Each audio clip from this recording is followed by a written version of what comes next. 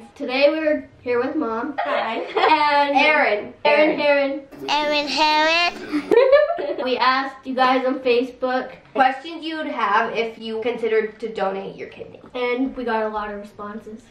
Does the donor's insurance cover the cost of the surgery? It's the recipient. The person that's getting the kidney, insurance pays for it. Yeah. Would the donor's employer be forced to hold the job of the donor for the necessary recovery time? Not necessarily. Just depends on how much vacation time you have or how your employer is willing to work with you. How will this affect my health in 20 years, in 50? So my mom donated 12 years ago. How has it affected your health now? Hasn't affected it at all. I think I'm more healthy now because I'm more aware of things and how to be careful. We searched this online. It said that it shouldn't affect you at all. You just have to do certain things. So it doesn't really impact you too much. Will I be at the top of the list if I were to need an organ after donating? Malia, you answer this one. I think they're trying to make that a law. So let's try and smash the misconceptions about donation. First of all, they're not going to take your kidney or liver or any organs if you're not healthy enough. So you have to pass all of these tests, like a non-stress test. They have to do an MRI. They have to do significant blood work. I mean, they make sure that you're healthy. So the chances of you needing an organ after you donate are very, very slim. On kidney sites, I've seen that some people have had to. It happens, but not. I think more lately. I don't think it happens. They more modern technology. They've figured out how healthy you have to be. Yeah, well, and according to the National Kidney Foundation, it says that donating a kidney does not increase your chances of kidney failure. Yeah, it doesn't. Yeah. It just depends on the person. How healthy do they want to stay? So Malia said they're trying to make it a law. If you donated, then if you needed one, then you'd be at the top of the list. That's only if. If that happened, you would not automatically go to the head of the list, but having been a donor would come with some advantages. So you get 4 extra points in the matching system if you have been a kidney donor. So you get priority status, but it doesn't mean you're number 1 on the list. I'm confused about one of the questions. It just says downtime after donation, I think. Okay. So your downtime after donation, Jake was away from work for about 2 weeks. So it just depends on how your recovery is. I don't remember how long I was in bed for recovering. I think I probably tried to jump back as soon as possible because Malia was in the hospital, but I can't remember my recovery time. We talked to Malia's donor too, and it took her a while after too. I think it really depends on the person. Yeah, I think her donor took 6 weeks. It says 4 to 6. Yeah, so 2 weeks isn't bad. And then that nurse that donated at the hospital, his was only 2 weeks too. I think it's if you're a resilient person, you can go back. So it says, typically a living kidney transplant donor spends 2 days in the hospital and will have an additional 4 to 6 weeks of recovery time. So technology has changed over 12 years. My mom's scar is huge, and my dad's scar is tiny.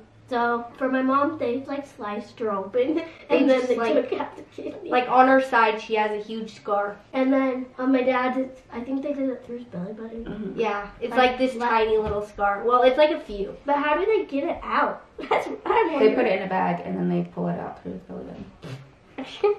Technology. Yeah.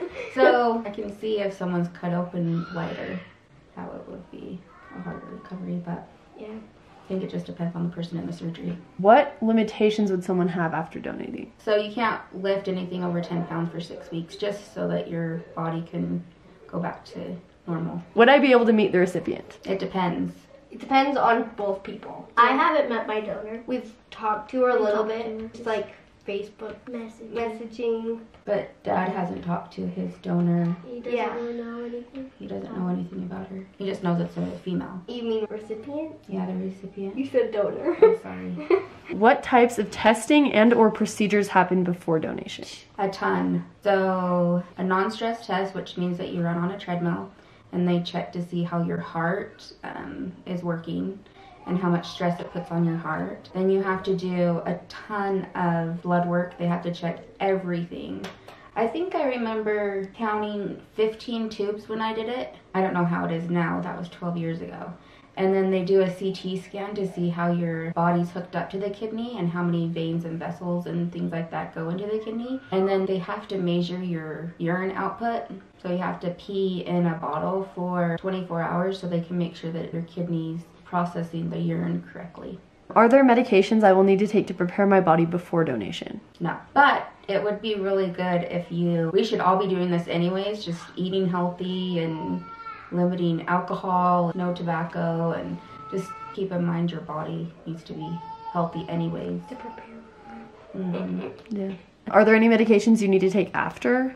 No. Just like pain medicine after the surgery, not like anything to help your kidney or anything. No, nothing like the recipient. In addition to the cost of the surgery, is there financial support for missing work? This person says they've been self-employed in the past and this would be a deal breaker. I've heard several different things about this. The compensation that you receive for donation would come from charity. There was 3 different charities at the time that I looked into that did these, but I'm not sure what it is anymore. I didn't have to worry about that. Can you donate an organ if you are a smoker? Yes.